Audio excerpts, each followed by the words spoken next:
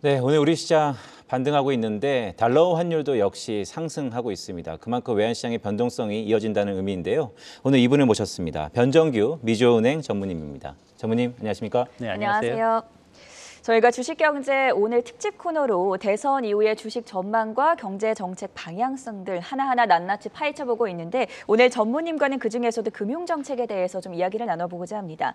자, 새로운 대통령 아직 출범은 되지 않았지만 당선인이 확정이 됐습니다. 금융권에서도 관심이 집중되고 있는데 새로운 금융정책 그리고 금융시장은 어떻게 변화할 걸로 전망하십니까?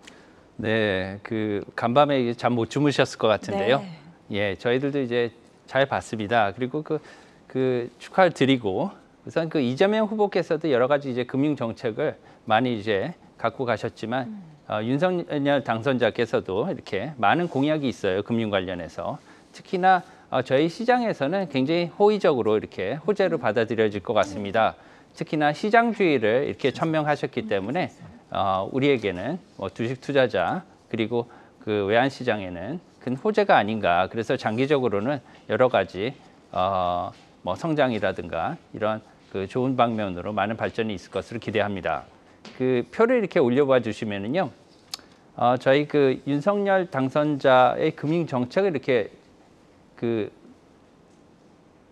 네, 계속 보여주고 말씀해 있는데요. 주시죠. 예, 금융 정책에서는 우선 밀턴 프리드만을 언급하셨어요. 특히나 인사청문회에서 언급하셨는데 밀턴 프리드만은 대표적인 시장주의자예요. 예, 자유주의 경제학자이기도 하고 특히 유명한 말을 남기셨죠. 이제 시장이야말로 진정한 민주주의의 표현이다, 표현의 영역이다 이런 말씀을 했는데요. 그에 따라서 저희 당선자께서도 이런 측면에서 많은 정책을 갖다가 입안해 주시고 추진하지 않을까 이렇게 생각을 하고 있습니다. 다음으로는 이제 금융 공약들을 발표를 하셨는데 그 중에 이제 가장 큰 것들이 이제 주식시장 관련이에요. 이제 저희들 소위 개미를 위해서 투자자들을 위해서 소액 투자자들을 위해서 여러 가지 이제 공약을 발표하셨는데요. 가장 대표적인 게 이제 주식 양도세 폐지입니다. 이것은 이제 국내 주식 투자자뿐만이 아니고 해외 주식 투자자에도 큰 호재로 받아들여질 것 같은데요. 공매도 개선이나 여러 가지 투자자 보호를 위한 제도적인 이런 발의를 할 것으로 이렇게 기대가 되고요. 특히나 여의도를 신금융 디지털 허브로 이렇게 발전시키겠다 이런 공약도 있습니다. 네, 말씀 주셨던 것처럼 사실 미국의 월스트리트저널, 그러니까 월스트리트에 있다면 한국에는 여의도가 있다라는 얘기가 저 개인적으로도 좀 고무적이었는데요. 전무님께서 지난 연말부터 이 수학 레이트의 하락폭이 좀 커질 것 같다. 특히 최근 들어서 6개월물도 낙폭을 벌리고 있는데요. 대선 이후에 자금 흐름 전망은 좀 어떻게 우리가 봐야 될까요? 네, 일단 기본적으로 단기 유동성이라고 하죠. 저희들이 이제 자금 조달이라고 하면 특히나 이제 기축통화인 달러를 잘 조달할 수 있느냐 이런 것들을 주로 이렇게 의미를 합니다. 그래서 그런 측면에서 본다면 단기 유동성은 큰 문제가 없어요. 현재 상황으로는. 그래서 단기 유동성을 볼 때 저희가 지표로 가장 많이 보는 게 이제 소위 FX 스왑 포인트라고 하는 이런 영어를 쓰죠. 그게 이제 외환 스왑의 스왑 포인트라는 게 있습니다. 이렇게만 아시면 되는데요. 스왑 포인트라는 건 뭐냐 하면 간단하게 외국인들이 우리나라의 달러를 갖고 와서 주식 투자나 다른 투자를 하게 되면 원화가 필요하겠죠. 그럼 그걸 바꾸는 과정에서 외화를 주고 달러를 빌리게 됩니다. 이를 빌릴 때 내는 비용이 그게 스왑 포인트라고 해요. 그게 이제 달러 상황이 좋아지면 외국인들이 빌릴 때 돈을 많이 주고 빌려야 되지만 달러가 굉장히 희소하고 그리고 무슨 어떤 해외에 여러 가지 문제가 있을 때는 달러를 오히려 주고 돈을 받기도 한단 말씀입니다. 이런 상황으로 약간 지금 스왑 포인트가 내려가서 외국인들이 지불해야 되는 달러를 주고 원화를 빌릴 때 지불해야 되는 이런 비용이 많이 지금 떨어지고 있다 이렇게 이해하시면 되겠습니다. 자, 지금 차기 정부에서 금리 인상과 코로나 지원 등 산적해 있는 과제가 산더미입니다. 금융 감독 체계는 어떻게 변화할까요? 글쎄요, 여러 가지 저희 금융계에서도 바람이 있습니다.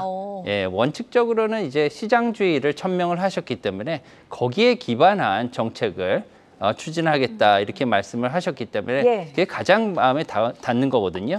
예. 그래서 이렇게 보시면 저희가 바라는 것들을 이렇게 체계적으로 보시면 이제 시장 전문가들을 중용해서 특히나 단기적인 이런 그 정책이 아니고 이제 장기적인 로드맵을 구축해서 전문적으로 임했으면 좋겠다. 이게 가장 큰 저희의 바람입니다. 두 번째는 이제 금융구조의 효율화죠. 현재 여러 그 부처에서 열심히 도와주시고 일을 하고 계시지만 여러 가지 보고서나 아니면은 그 일에 있어서 중첩되고 불필요한 절차들. 예, 그런 절차들이 많이 있어요. 그래서 그런 것들을 조금 이제 효율화하는 게 필요하겠다 이런 생각이 들고요.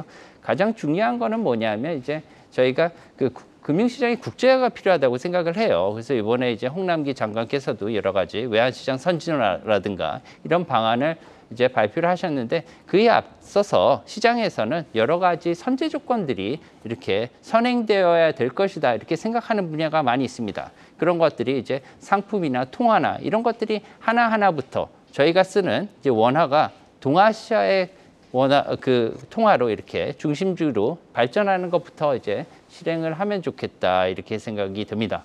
네, 원화가 동아시아의 중심 통화가 되기를 좀 기원한다라는 말씀까지 주셨는데 우리 달러 환율의 최근의 흐름에 대해서 진단부터 한번 해볼까요? 어제 기준이죠. 달러 환율이 결국 1230원 선에 근접했습니다. 여전히 1년 9개월 만에 환율 급등의 최고치인데요. 어떻게 보세요? 원인이 무엇이며 그에 대한 이유가 있을까요? 네, 원인은 이제 한 4가지 정도를 이렇게 요약해 볼 수 있는데요.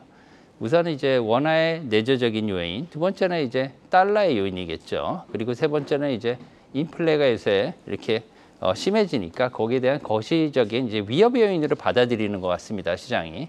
그리고 마지막으로 이번에 그 러시아의 우크라이나의 침범으로 인해서 유가가 급등하다든가 이런 불안 심리가 있어서 이제 위험 회피 심리가 좀 이렇게 심해지는 것 같아요. 그런 4가지가 있는데요.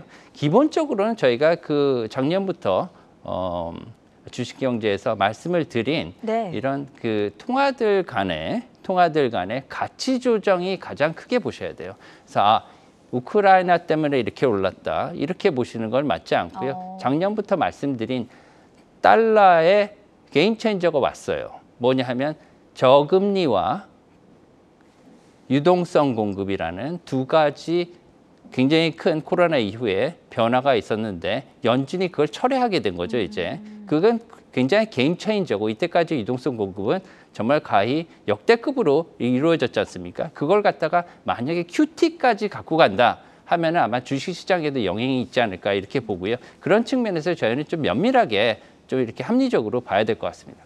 자, 달러 원 환율 급등, 최근의 급등 상환의 원인을 4가지로 정리를 해주셨는데 그중에서도 특히 이 달러발 통화 가치의 조정이 가장 큰 변수다라고 이야기를 해주셨습니다. 그렇다면 달러 관점에서 이제 환율 변동 예측 상황은 어떻게 보고 계신가요?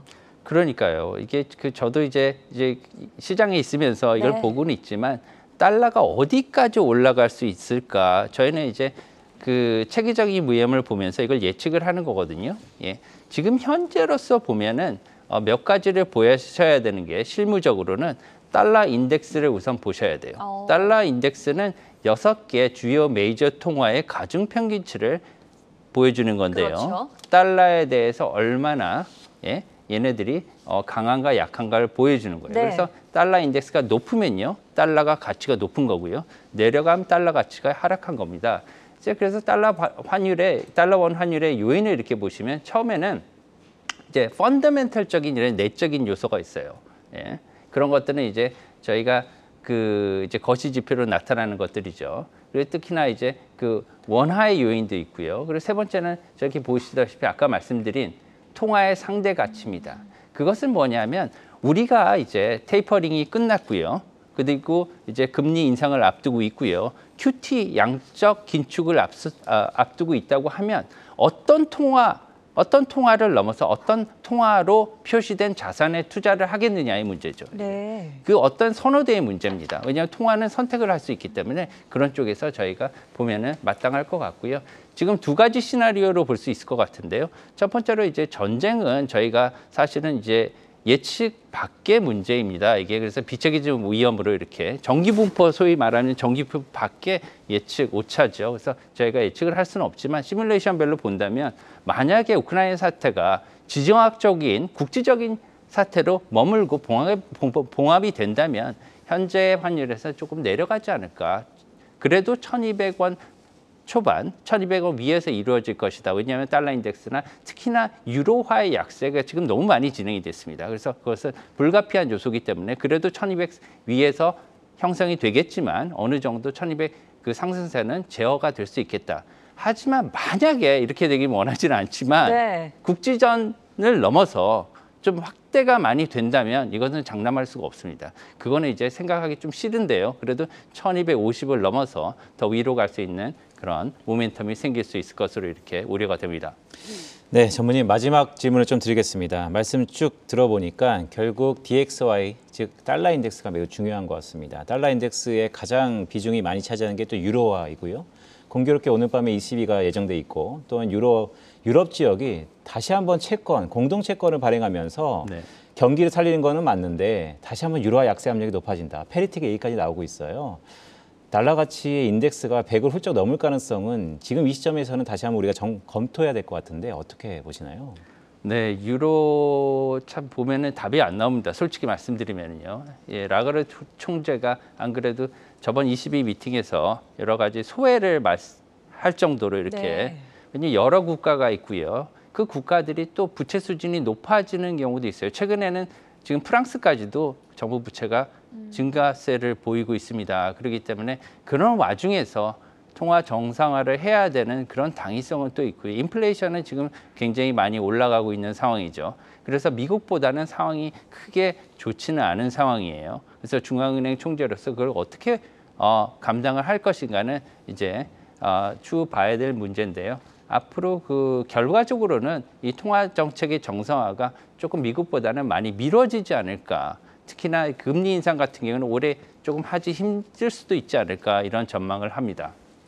네, 오늘은 새로운 정부의 금융정책과 그리고 나흘 만에 지금 환율이 안정세를 찾고는 있지만 최근에 급등 흐름을 보였던 환율 전망에 대해서 자세하게 짚어봤고요. 지금까지 변정규 미주은행 전무였습니다. 대단히 고맙습니다. 감사합니다.